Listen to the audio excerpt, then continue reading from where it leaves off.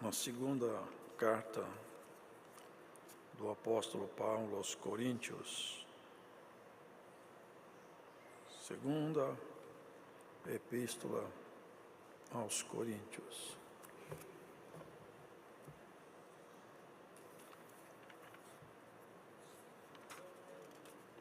No capítulo de número 4.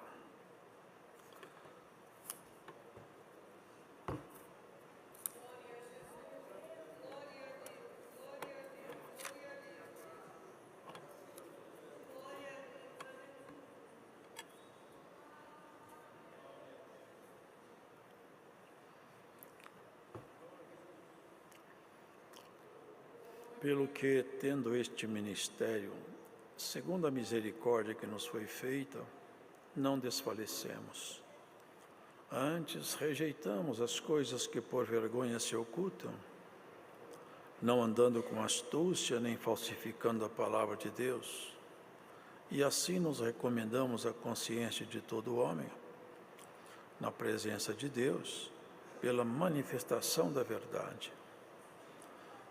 Mas se ainda o nosso Evangelho está encoberto, para os que se perdem está encoberto, nos quais o Deus deste século cegou os entendimentos dos incrédulos, para que lhes não resplandeça a luz do Evangelho da glória de Cristo, que é a imagem de Deus. Porque não nos pregamos a nós mesmos, mas a Cristo Jesus, o Senhor, e nós mesmos somos vossos servos por amor de Jesus. Porque Deus, que disse que das trevas resplandecesse a luz, é quem resplandeceu em nossos corações para a iluminação do conhecimento da glória de Deus na face de Jesus Cristo. Temos, porém, este tesouro em vasos de barro, para que a excelência do poder seja de Deus e não de nós. Em tudo somos atribulados, mas não angustiados, perplexos, mas não desanimados, perseguidos, mas não desamparados, abatidos, mas não destruídos, trazendo sempre por toda parte a mortificação do Senhor Jesus no nosso corpo, para que a vida de Jesus se manifeste também em nossos corpos. Assim nós que vivemos, estamos sempre entregues à morte por amor de Jesus, para que a vida de Jesus se manifeste também em nossa carne mortal. De maneira que em nós opera a morte, mas em vós a vida. E temos, portanto, o mesmo espírito de fé, como está escrito. Criei, por isso falei. Nós cremos também, por isso também falamos, sabendo que o que ressuscitou o Senhor Jesus, nos ressuscitará também por Jesus e nos apresentará convosco, porque tudo isto é por amor de vós, para que a graça, multiplicada por meio de muitos, faça abundar a ação de graças para a glória de Deus. Por isso não desfalecemos, mas ainda que o nosso homem exterior se corrompa, o interior, contudo, se renova de dia em dia, porque a nossa leve e momentânea tribulação produz para nós um peso eterno de glória muito excelente, não atentando nós nas coisas que se veem, mas nas que se não veem, porque as que se veem são temporais, e as que se não veem são eternas. Amém.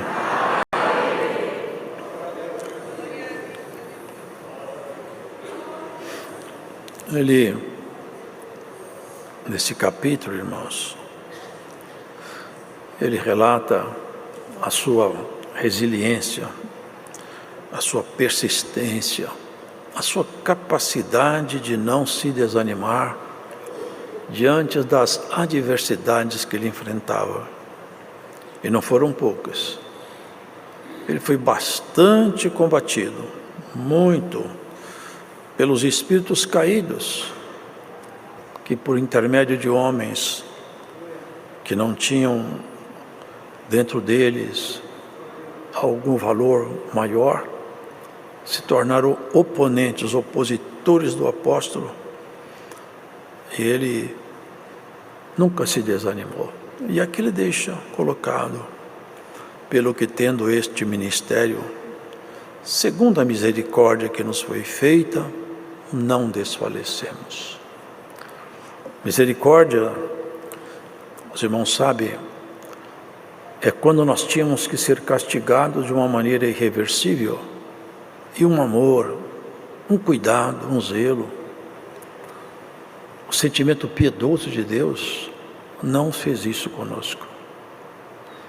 Ele era perseguidor da igreja, e nós todos nós, éramos dignos de ir para as trevas definitivas. E ele reconhece isso aí, e nós devemos reconhecer também. Desde que o primeiro casal, ele saiu da presença de Deus, nós estamos vendo a cada ano a terra deteriorar-se. Os irmãos vejam que nós vivemos um mundo onde nunca se viu tanto conhecimento científico como o tempo atual, irmãos. Irmãos, o que tem hoje de conhecimento científico no mundo moderno, se fosse falar para alguém, quando eu era menino, era mais do que uma ficção científica. Era mais. Nós superamos as ficções científicas na evolução. Mas veja o nosso estado, veja que situação que nós estamos. Rodeado de criminosos, drogas assolando o planeta Terra, as nações mais poderosas do mundo com armas tão terríveis que são capazes de acabar com grande parte do planeta, e eles estão brigando. Eles não fizeram um ambiente de paz, não construíram um ambiente pacífico aqui. Eles se mantêm pelo poder, pelas ameaças, pela violência. O pecado nos trouxe um grande mal. E ainda há quem não se preocupe com o pecado foi uma desgraça. O pecado foi o grande problema. O pecado, ele trouxe consigo um problema seríssimo: a morte. E atrás da morte, uma coisa mais terrível ainda: o inferno. Não foi assim que Deus planejou. Por isso que ele fala: eu tendo esse ministério segundo a misericórdia, eu não desfaleço, eu não desanimo não. Eu vou seguir adiante. E nós temos que seguir também. Porque, irmãos, todos nós temos em nosso organismo bactérias, estão no nosso trato intestinal. Mas quando o nosso organismo fica muito debilitado, tem bactérias que se multiplicam muito. Tem até vírus que estão contidos pelo nosso sistema de defesa. Mas se a nossa resistência, se a nossa capacidade abaixar, aí então essas forças manifestam em nós. Muitas delas são bactérias oportunistas.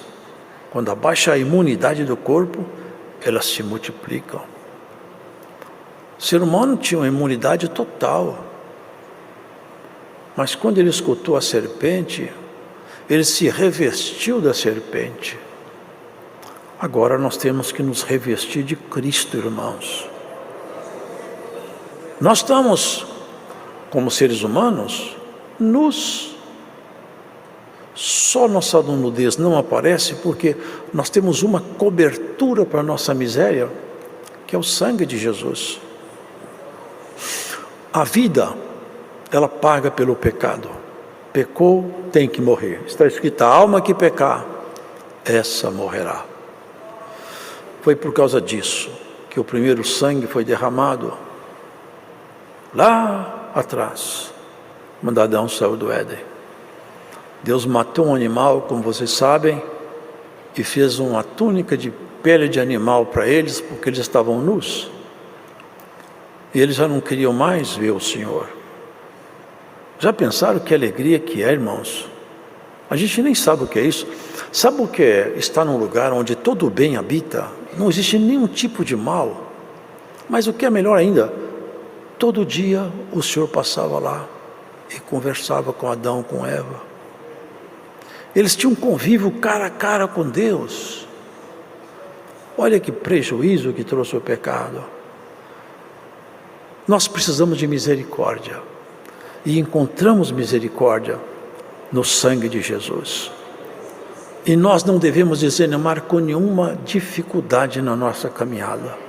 Seja o que for, é menor do que o poder de Deus. Haja o que houver, nós não voltaremos atrás. Ele falou, não desfalecemos, quer dizer, nós não desmaiamos, não fico julgado pelos cantos. Antes, rejeitamos as coisas que por vergonha se ocultam. Aqui ele está falando do pecado. Nós rejeitamos isso, porque nós estamos cobertos. Irmãos, uma coisa nós temos que entender. A nossa natureza pecaminosa não morreu. Ela está dominada pela natureza divina de Cristo em nós. Mas em nós, a natureza de pecado está aí. Se nós nos afastarmos do convívio com Cristo, se nós começarmos a viver uma vida natural, é como alguém que perde a imunidade, daqui a pouco começa a se multiplicar coisas más, e acontece o que está escrito, não extingais o Espírito. No outro ponto fala, não entristeçais o Espírito da graça. No outro ponto fala, não recebais a graça de Deus em vão.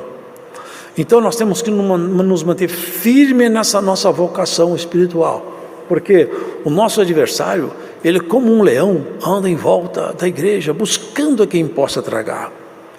Mas na nossa resiliência, na nossa resistência, nós vamos rejeitar as coisas que por vergonha se ocultam. Porque as pessoas que praticam atos abomináveis, eles fazem escondido, porque eles sabem que aquilo ali é horrível. Eles fazem escondido. Mas nós praticamos a nossa obra em Deus, nós não temos o que esconder de nossa vida. Essa é a proposta dele, não andando com astúcia, nem falsificando a palavra de Deus, que esse era um problema. Em Corinto, irmão, a obra de Deus frutificou muito, a graça floresceu, os dons de Deus floresceram, mas o nosso inimigo, ele é astuto, ele vai exatamente aonde tem riqueza para roubar, e ali começaram a acontecer coisas muito desagradáveis. Paulo chegou a ter que entregar alguém lá, nas mãos do inimigo, porque eles começaram a conviver com o pecado como se fosse coisa normal, e não é normal. Nós nunca podemos fazer do pecado a nossa prática. Isso estava acontecendo em Corinto, e Paulo percebeu isso, e ele foi bem duro nas cartas. A primeira carta ele falou bem forte, até que ele, depois nessa segunda carta, ele falava de ir lá mesmo, pessoalmente. Por quê, irmãos? Porque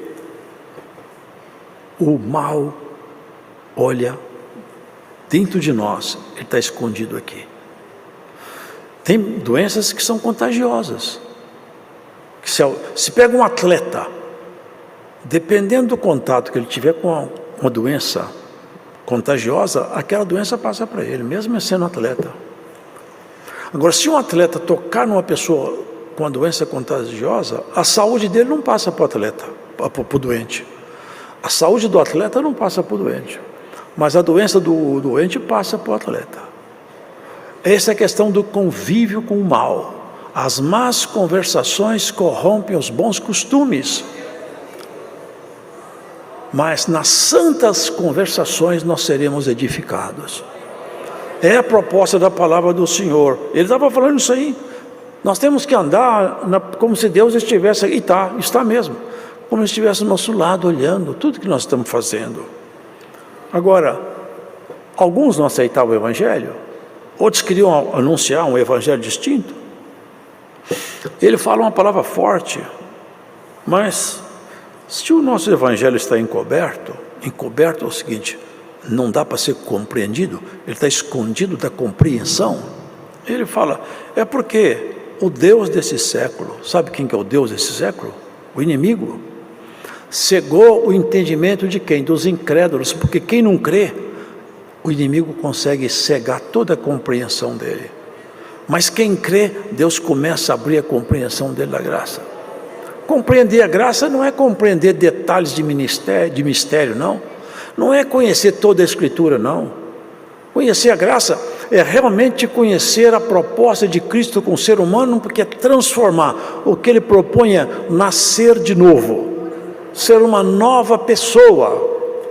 Essa é a transformação proposta pela palavra de Deus. Tem muitos crentes, irmãos, que estão na igreja, mas nunca nasceram outra vez. Mas os que nasceram outra vez, às vezes conhecem pouco, mas conhecem o suficiente para fugir do pecado, manter pela fé a condução espiritual e vai chegar lá na glória. Porque está escrito, não é dos sábios, não é dos entendidos, está escrito assim: o Senhor escondeu essas coisas dos sábios, dos entendidos, e as revelou aos pequeninos, porque assim aprove ao Senhor. Bem-aventurado é aquele que é pequenininho, mas sabe: Senhor, eu guardo em mim o cuidado no meu relacionamento contigo. Essa é a palavra de Deus, o Deus desse século. Triste coisa chamar de Deus um Deus com letra minúscula, mas é o que ele está fazendo aí. Ouvireis falar de guerra e rumores de guerra. Olha, irmão, o próximo passo, a guerra vai passar e vem a vinda do ímpio. Todo canto se vê falar de guerra. Na Europa estão preparando para a guerra. Estão preparando. Eu tenho um amigo lá que já recebeu instrução para fazer estoque de alimentos. Estão preparando para a guerra. Ela pode ser deflagrada uma guerra maior a qualquer momento. Mas a maior guerra que existe já foi deflagrada lá quando Adão saiu do Éden. É a guerra do diabo contra o ser humano.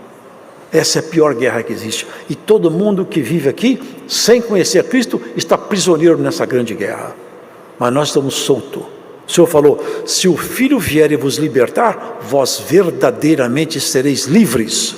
Nós somos libertos, somos livres, ainda que prisioneiros dele.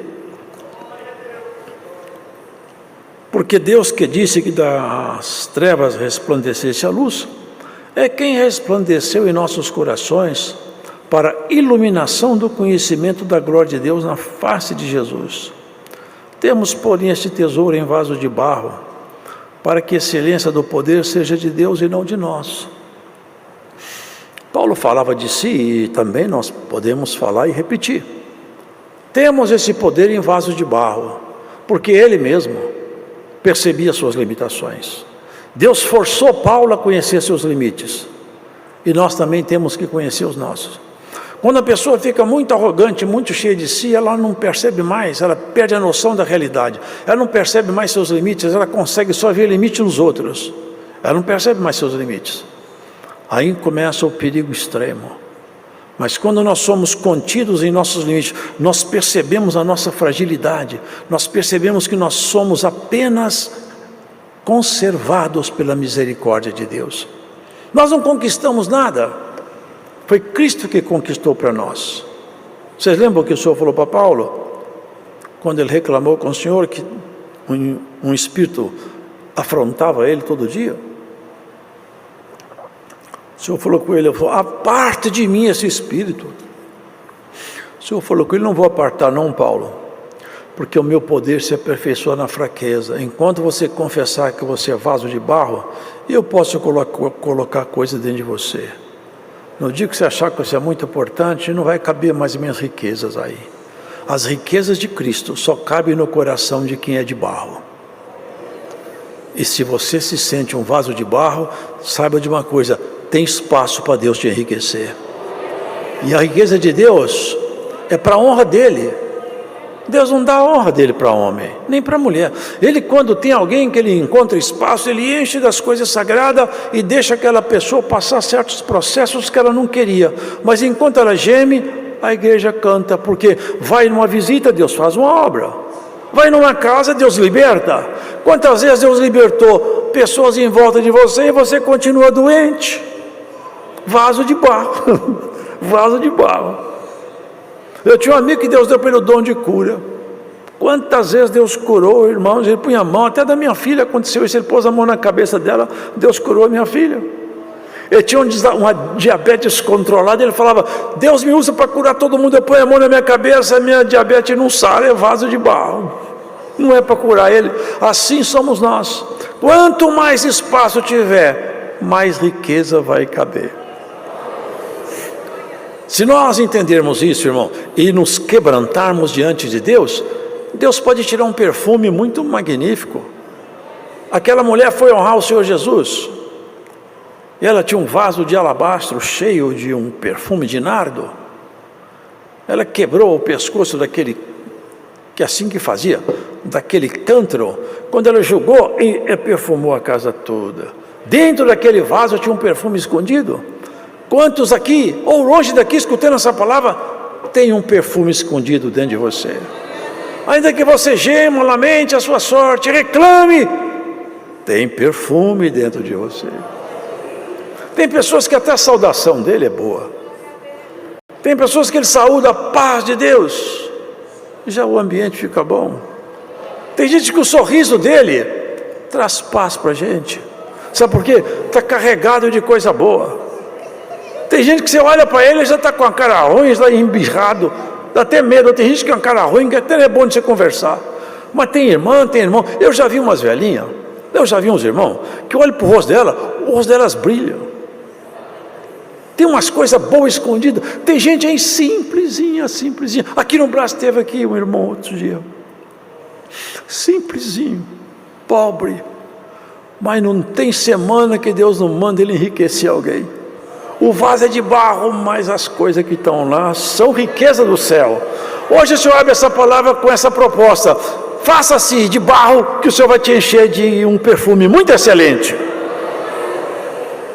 Vocês acham que o céu ainda tem crise por lá? Ou Deus ainda não tem mais? Na dispensa dele está faltando dom, ou faltando alguma coisa lá? Sabe o que está acontecendo? Aqui na terra nós andamos muito distraídos. Lá no céu a dispensa anda bem farta. Se nós abrirmos o coração, ele tem coisa para colocar dentro de nós. Paulo falava sobre o que acontecia com ele. Nós somos atribulados, mas a tribulação não me leva a um estágio que eu entre em angústia e não saia do chão. Eu sou atribulado, sou provado mesmo. Tem hora que a situação está difícil. Tem uma carta que ele fala: até da vida eu desesperei. Para mim aqui acabou. Eu fui na Ásia lá, a guerra foi tão grande que agora acabou tudo mesmo. Mas de repente ele fala: mas o Senhor, que sempre socorre a gente, quando eu achei que não tinha jeito, entreguei os pontos, porque para mim agora chegou o meu final. Eu falei assim: nada, ainda você vai trabalhar bastante. E aqui tem uma mensagem para alguém: ainda você vai trabalhar bastante. Não entrega os pontos não, fica firme, ainda tem serviço na obra para você. Perplexos, pessoa perplexa, eu não esperava isso, como pode isso? Eu estou perplexo.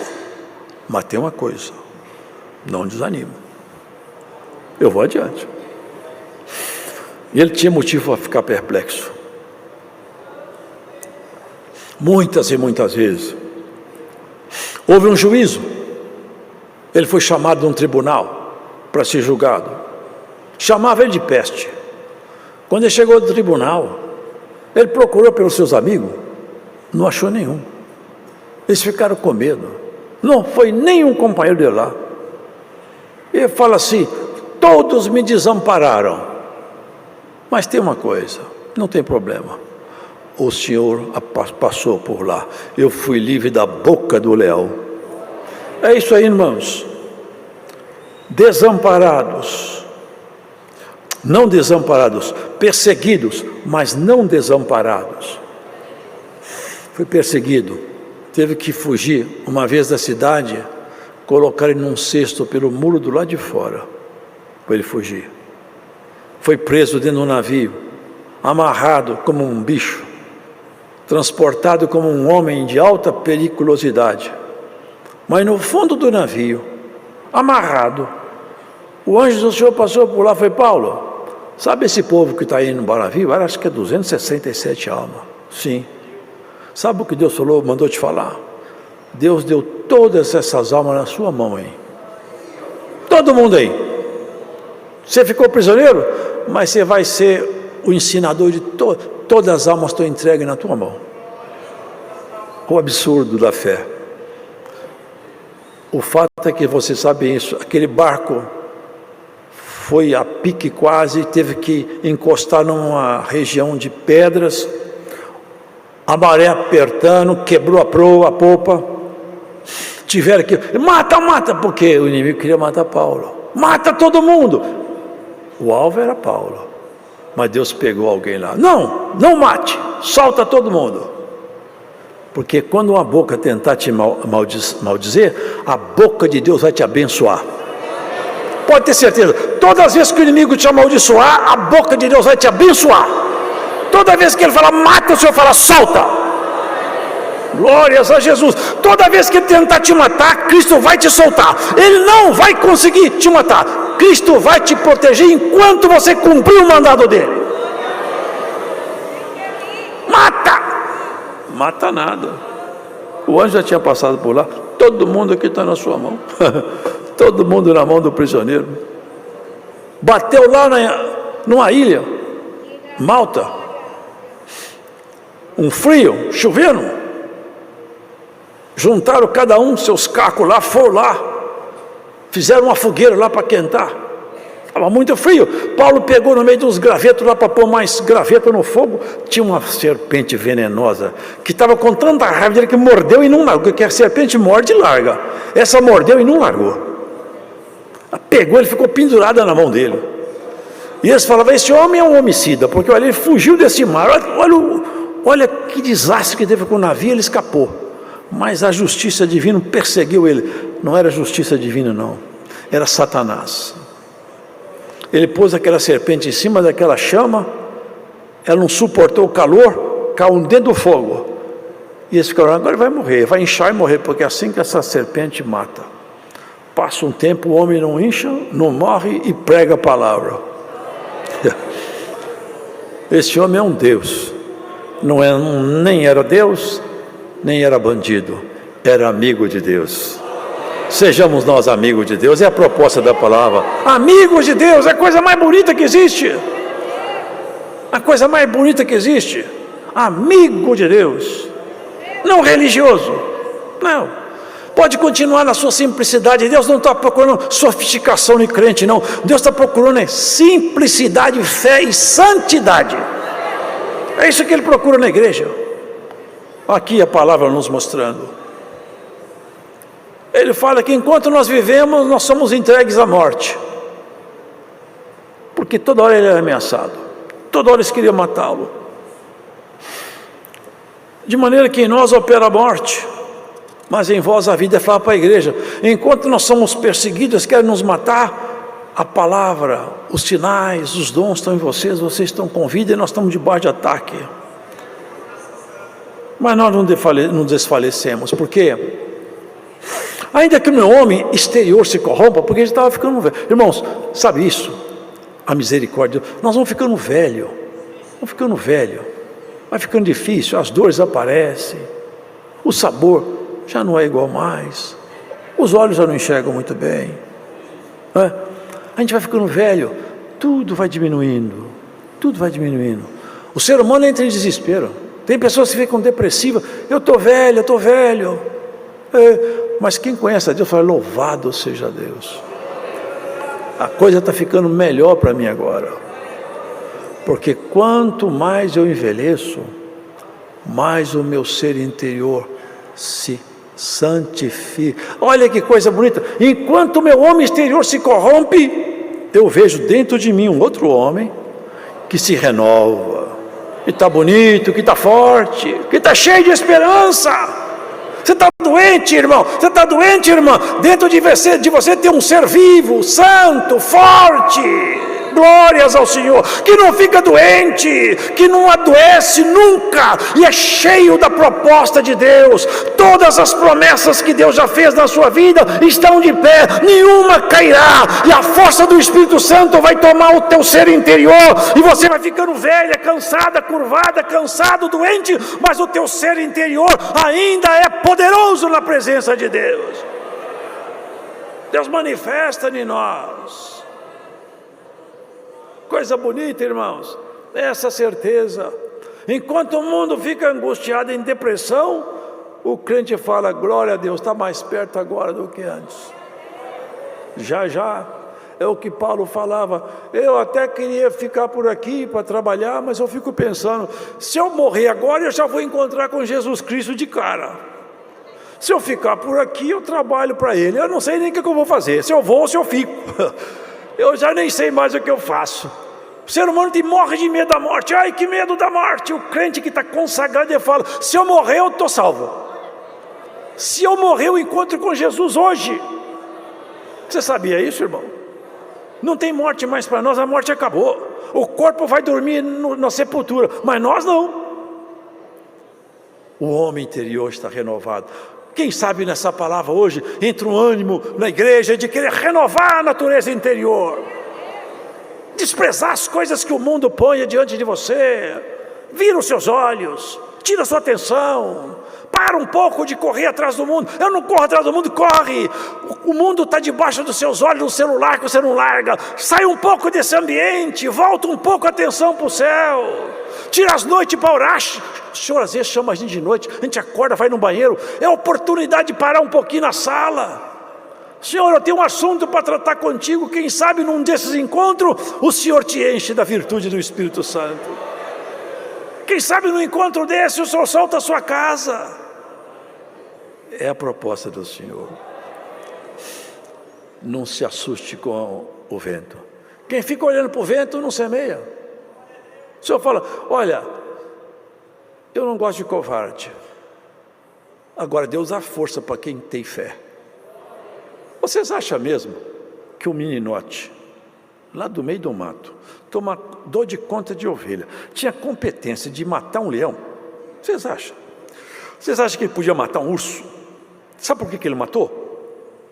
Vocês vão saber por quê. Porque ele confiava no Todo-Poderoso, como ele fez com aquele gigante, vocês lembram?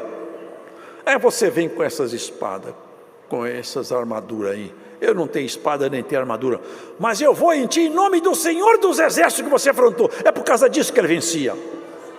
Quando ele matou aquele leão, porque o Espírito de Deus estava dentro dele. Ele foi até o leão, mas o Espírito Santo estava dentro dele. Ele foi até o urso, o Espírito Santo estava dentro dele. E você que chegou o urso até você, o Espírito Santo está dentro de você.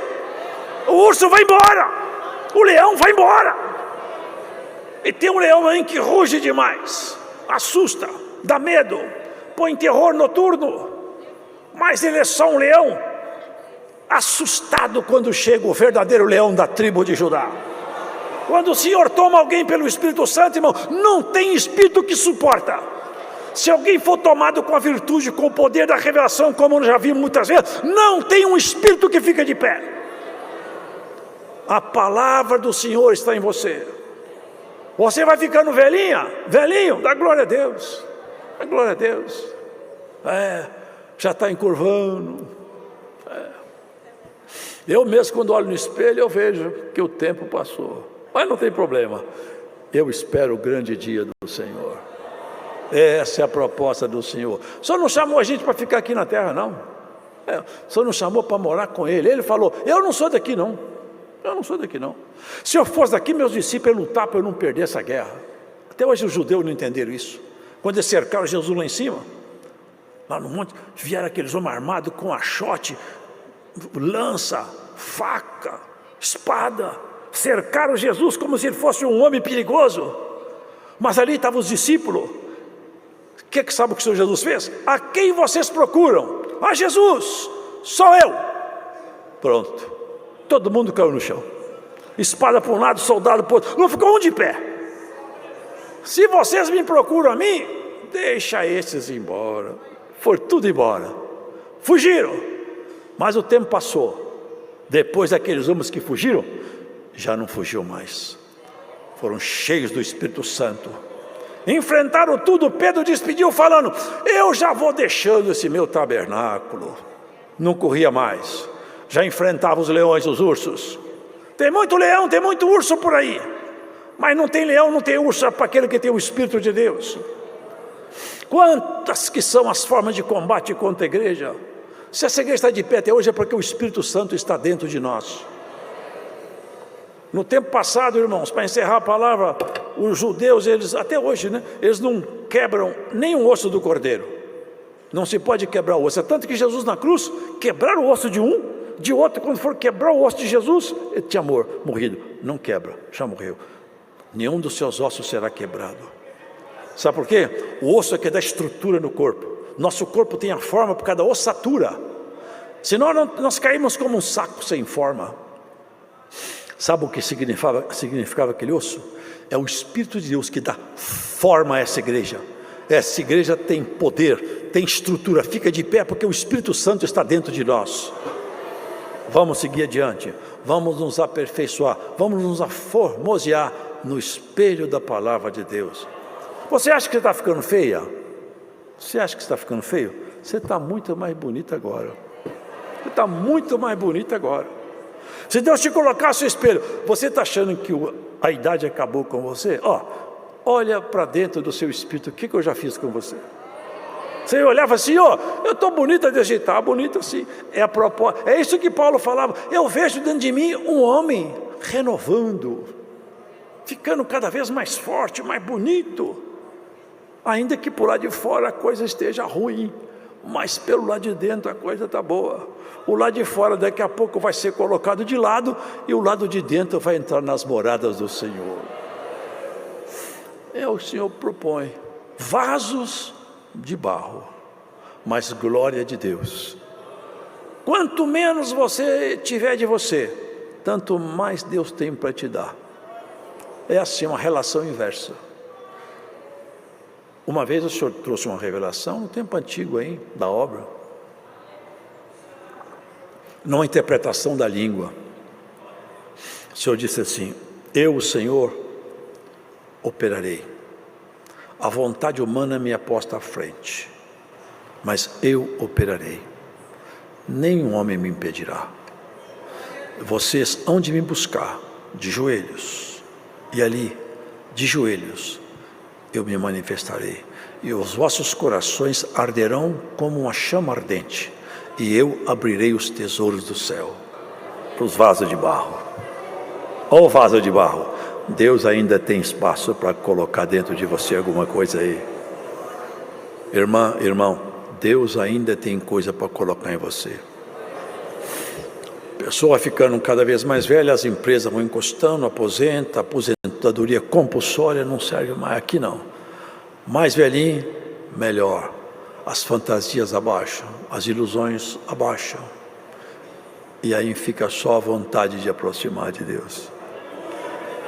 Quem está doente no hospital, quem está moribundo. Vocês já viram algum moribundo no hospital? Eu já vi. Vocês já foram ver? Eu nunca vi uma pessoa no hospital, em estágio final de vida, assim: eu quero negociar, comprar, vender meu plano. Sabe por quê? O negócio está doendo, é muita dor. Ele só quer parar de sentir dor. Ele não quer nem saber de mais nada. Se dá para tirar essa dor, doutor, que eu não suporto a dor. Vou comprar vestido novo, que vestido que eu quero sair daqui. Você quer comprar um carro novo? Eu não quero saber de carro, eu quero parar de sentir dor. Sabe por quê? Ali não tem mais nada que interessa, acaba a fantasia. O sonho acaba ali. Mas na graça do Filho de Deus, quando as pessoas olhar para você e ficar balançando a cabeça, tendo pena de você, vai falar assim: eu tenho pena de quem fica por aqui. Eu vou me encontrar com meu Senhor. Deus seja louvado. Agradeço.